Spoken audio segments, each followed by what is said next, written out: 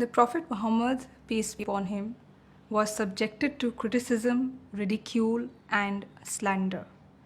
People created suspicion about his character and his message.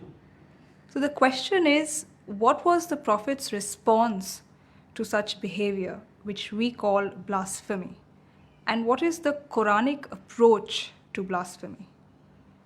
There is a verse in the Quran which tells us that after listening to the Prophet's recitation of the Quran, some people said to him, "He is certainly mad."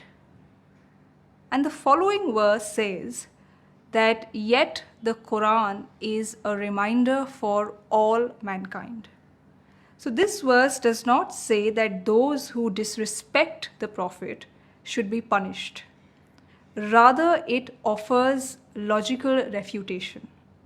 It means if you think that the Prophet is indeed mad, then reflect on the prophetic message, which is the Quran. Can a madman devise or impart the wisdom contained in the Quran?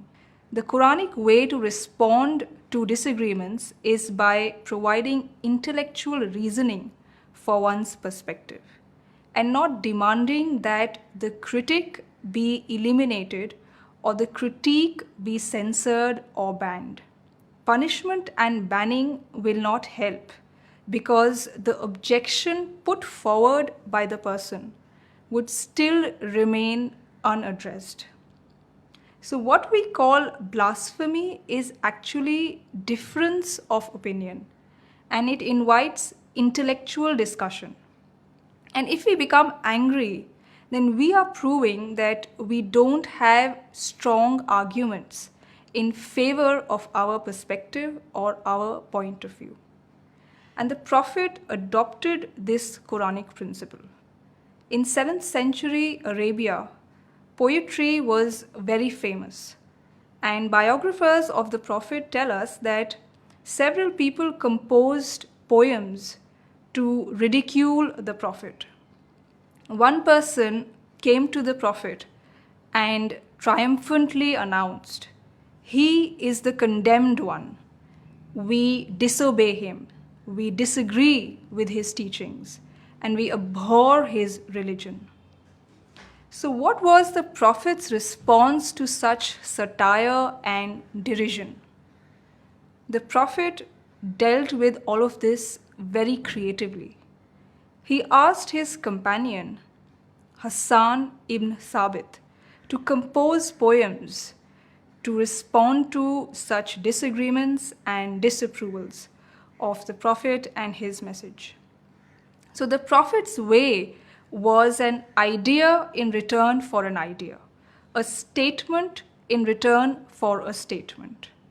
And if today we respond to critique of the Prophet by mindlessly venting fury and employing force at anything that comes our way, then that would be an unwarranted response to a statement or a social media post. And the Quran calls it transgressing one's limits or exceeding one's bounds. And another very prominent Quranic approach to insult is avoidance.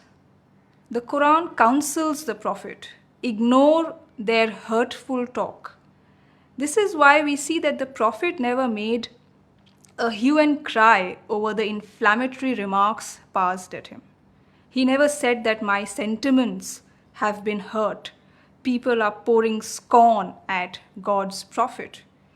The Prophet never said any of these things. Rather, he simply avoided. And there is immense wisdom behind this approach, which is expressed in a saying of Hazrat Umar Farooq. He said that falsehood dies by being silent about it. And today, this approach needs to be adopted all the more. Prophet's life and sayings have been preserved in books of his biographies and his traditions. So if someone makes a statement about the Prophet, it can always be judged based on the record of his life and sayings. And if this imputation does not find support in the corpus of the Prophet's life and teachings, it would automatically be discarded and stand rejected. So, by being silent about falsehood, we make it lose steam. And someone has very rightly said that scandal ever improves by opposition. So the Prophet was known for being very generous and large hearted.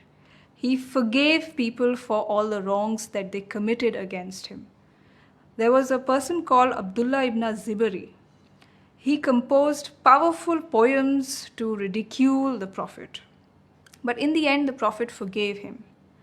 And the Quran says that the Prophet was a mercy to all mankind, which means that he was a person who forgave people in spite of facing atrocities. He remained compassionate toward them, and he accepted people instead of declaring them as others and seeking to destroy them.